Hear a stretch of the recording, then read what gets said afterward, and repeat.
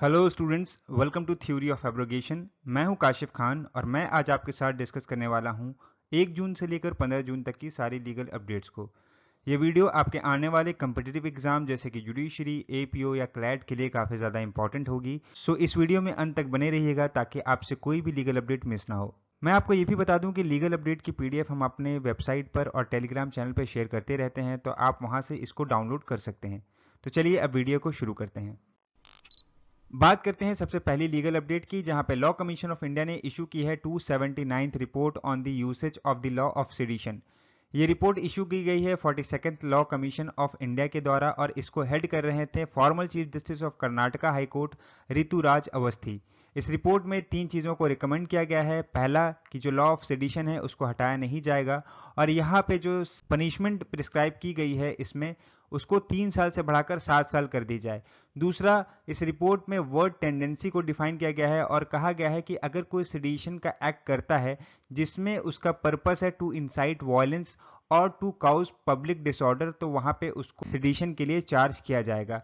तीसरी बात इन्होंने ये कही है कि जो सेक्शन 154 सीआरपीसी है जो एफआईआर के रजिस्टर करने का प्रोसीजर बताता है, उसमें इन्होंने एक प्रोविजो ऐड करने की बात कही है और कहा है कि कोई भी ऑफेंस सेडिशन का तब तक रजिस्टर नहीं किया जाएगा जब तक उसके ऊपर एक प्रिलिमिनरी इंक्वायरी ना कंडक्ट कर ली जाएगी एक इंस्पेक्टर रैंक के ऑफिसर के द्वारा, और उस इंक्वायरी के बेस पर अगर सेंट्रल गवर्नमेंट या स्टेट गवर्नमेंट परमिशन दे देती है तभी जो है एक सेडिशन का केस दर्ज किया जाएगा किसी भी इंसान के अगेंस्ट। इस टॉपिक के ऊपर मोर अपडेट्स के लिए आप हमारी वीडियो को देख सकते हैं। वीडियो का लिंक आपको ऊपर में आई बटन पे मिल जाएगा। बात करते हैं नेक्स्ट अपडेट की, जहां पे लॉ कमीशन ऑफ इंडिया ने इशू की है 288th report on the law on adverse position. इस रिपोर्ट में इन्होंने रिकमेंड किया है कि जो लिमिटेशन पीरियड है provided under article 64, 65, 111, 112 of the limitation act, जो कि बात करता है एडवर्स पोजीशन की, उसको इनलार्ज नहीं किया जाना चाहिए। मतलब कि जो एडवर्स पोजीशन के लिए टाइम पीरियड है क्लेम करने का अपनी प्रॉपर्टी, उसको उतना ही रखने की बात कही है यहाँ पे लॉ कमीशन ऑफ इंडिया ने। ये डेवलपमेंट तब आया जब यहाँ पे सुप्रीम कोर्ट ने अपने 2 डिसीजन में सेंटर को कहा कि इन लीगल प्रोविजन को आप एक तरह से फ्रेश लुक करिए, इनको फिर से देखने की आपको ज़रूरत है।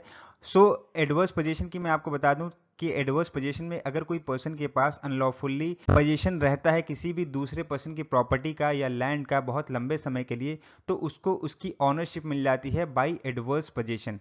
इसमें क्या होता है कि अगर उसके पास वो पोजीशन कंटिन्यूअस है, अनइंटरप्टेड है और वो उसको ओपनली यूज कर रहा है, नोटोरियसली यूज कर रहा है और वो position hostile to the true owner है, तो वहां पे उस पोजीशन को ऑनरशिप में कन्वर्ट कर दिया जाता है। यहाँ पे टाइम पीरियड दिया गया है ऑनर के पास कि वो 12 साल में अगर प्रॉपर्टी किसी प्राइवेट पर्सन के पोजीशन में है और 30 साल में अगर प्रॉपर्टी किसी गवर्नमेंट के पास है तो उसको क्लेम करे bye filing A suit for the recovery of position. अगर वो ये चीज़ नहीं करता है इस टाइम पीरियड में तो उसकी ऑनरशिप उस प्रॉपर्टी से खत्म हो जाती है और जिस पर्सन के पास उसका पोजीशन है उसके पास उसकी ऑनरशिप ट्रांसफर हो जाती है बाय एडवर्स पोजीशन।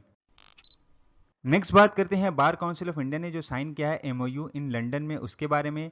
तो यहाँ पे बार काउंसिल ऑफ इंडिया ने bar council of England and Wales and law society of England and Wales के साथ एक मेमोरेंडम ऑफ अंडरस्टैंडिंग साइन किया है 5 जून को, जिसमें बार काउंसिल ऑफ इंडिया रिकमेंड कर सकती है यंग लॉयर को for training and learning opportunity in international law firms, reputed law offices and English law courts. मतलब कि वो यहाँ पे जाके ट्रेनिंग ले सकते हैं, वहाँ पे जाके कुछ चीज़ें सीख सकते हैं। साथ ही साथ लॉ स्टूडेंट्स को वो रिकमेंड करेंगे इंटर्नशिप के लिए कि वो जाके बार बॉडीज जो हैं यूके की वहाँ पे जाके इंटर्नशिप कर सकें। इसके अलावा जो 90 डेज का एक ट्रेनिंग फैसिलिटी प्रोग्राम होगा उसमें जो यूके के सॉलिसिटर्स हैं, बैरिस्टर हैं, वो इंडिया में आके इंडियन लॉ की ट्रेनिंग ले सकते हैं। लेकिन इस एमओयू के तहत कोई भी प्रैक्टिसिंग राइट नहीं दिया जाता है फॉरेनर को कि वो इंडिया में प्रैक्टिस कर सके, ना ही किसी इंडियन एडवोकेट को ये राइट दिया जाता है कि वो इंग्लैंड में जाके प्रैक्टिस कर सकें। नेक्स्ट अपडेट है घनश्याम वर्सेस योगेंद्र राठी की। इसमें सुप्रीम कोर्ट के डिवीजन बेंच ने ये कहा है कि जो ट्रांसफर ऑफ इमूवेबल प्रॉपर्टी होती है through sale agreement, general power of attorney और will deed instead of registered conveyance deed, वो गलत तरीका है। मतलब कि पावर ऑफ अटॉर्नी और विल और सेल डीड जो है या जो सेल एग्रीमेंट है ये जो है प्रॉपर्टी को ट्रांसफर नहीं करती है और यहाँ पे सुप्रीम कोर्ट ने अपने 2009 के जजमेंट का भी रेफरेंस दिया है। साथ ही साथ सुप्रीम कोर्ट ने यह भी कहा है कि ये जो प्रैक्टिस है स्टेट में या हाई कोर्ट में, ये एक तरह से वॉयलेट करती है लॉ के प्रोविज़न को। प्रॉपर्टी का ट्रांसफ़र के लिए स्पेसिफिक प्रोविज़न दिया गया है under transfer of property act, जो ये कहता है कि अगर इमूवेबल प्रॉपर्टी का वैल्यू जो है वो 100 रुपये से ज़्यादा है तो उसके लिए डॉक्यूमेंट को एग्जीक्यूट कराना होगा और उसको रजिस्टर कराना होगा, तभी प्रॉपर्टी का ट्रांसफ़र पॉसिबल है। नेक्स्ट केस है bar council of India versus Rabi Sahu का। यहाँ पे जैसा कि आपको मालूम होगा कि बार काउंसिल ऑफ इंडिया एक कंडीशन लगाता है कि आपको बार काउंसिल में रजिस्ट्रेशन होने के लिए उस यूनिवर्सिटी से डिग्री लेनी होती है लॉ की, जो यूनिवर्सिटी या college bar council of India से रिकॉग्नाइज्ड हो। अगर वो रिकॉग्नाइज नहीं होता है तो आप इनरोल नहीं हो सकते एज ए एडवोकेट। सो यहाँ पे उड़ीसा हाई कोर्ट ने एक अटपटा सा जजमेंट दिया। उन्होंने रिस्ट्रेन लगा दिया बार काउंसिल ऑफ इंडिया के उस पावर को जो कि कंडीशन इंपोज करता है कि आपको एडवोकेट होने के लिए उस यूनिवर्सिटी या कॉलेज से डिग्री लेनी होगी जो बार काउंसिल ऑफ इंडिया से रिकॉग्नाइज्ड है। इसी जजमेंट को जो है सुप्रीम कोर्ट ने सेट असाइड कर दिया और सुप्रीम कोर्ट ने रिलाई किया अपने प्रीवियस जजमेंट को, जिसका नाम है bar council of India versus Bonnie Foi law college, जो अपहेल करता है ऑल इंडिया बार एग्जाम को। और ये एक तरह से बार काउंसिल ऑफ इंडिया को पावर देता है कि वो रूल्स एंड रेगुलेशन बना सके before enrolment and after enrolment of advocate. Important case है triple X versus state of Karnataka का। यहाँ पे कर्नाटका हाईकोर्ट के सिंगल जज ने अपना ऑब्जर्वेशन दिया है। इन्होंने कहा है कि depiction of naked upper body of a woman should not be deemed to be sexual by default and can not per se be termed to be obscene, indecent and sexually explicit. तो जैसा कि आपको मालूम होगा कि बहुत ही एक controversial video viral हुआ था 2020 में, जिसमें एक जो एक्टिविस्ट थी वो अपनी बॉडी पर अपने बच्चों से पेंटिंग करवा रही थी और जिसको लेकर काफ़ी ज़्यादा कंट्रोवर्सी हुई थी और उनके खिलाफ जो है एफआईआर रजिस्टर हुई थी under POCSO act, juvenile justice act और आईटी एक्ट। सो इस जो एफआईआर है इसको यहाँ पे क्वाश कर दिया है केरला हाईकोर्ट ने और कहा है उन्होंने कि ऑब्सिनिटी और न्यूडिटी जो है वो एक तरह से सेम नहीं हो सकती, दोनों अलग अलग चीज़ें हैं। और यहाँ पे हाईकोर्ट ने डिस्चार्ज किया है वुमेन को इन सारे चार्जेसों से, क्योंकि उनका कहना है कि कोई भी प्राइमा फेसिया एविडेंस जो है इस एलिगेशन को सपोर्ट नहीं करता है। वहीं जो ये वुमेन थी उन्होंने अपने डिफेंस में ये कहा कि ये इनका जो एक्शन था वो सेल्फ एक्सप्रेशन था और यहाँ पे वो एक तरह से जो वुमेन के ऊपर रिस्ट्रिक्शन लगाए जाते हैं उनकी बॉडी के ऊपर, उनको वो एक तरह से ये चैलेंज कर रही थी इस वीडियो में।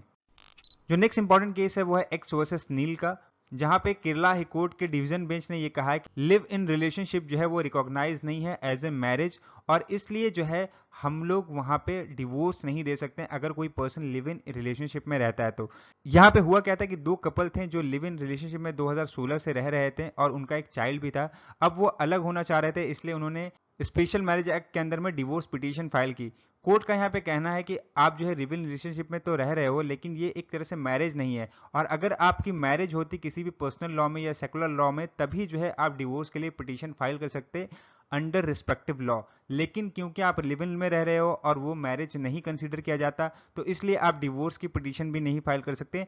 आपको किसी और तरह की रेमेडी जो है खोजनी पड़ेगी, क्योंकि यहाँ पे फैमिली कोर्ट का इस तरीके के केस में कोई भी जुरिडिक्शन नहीं होता है।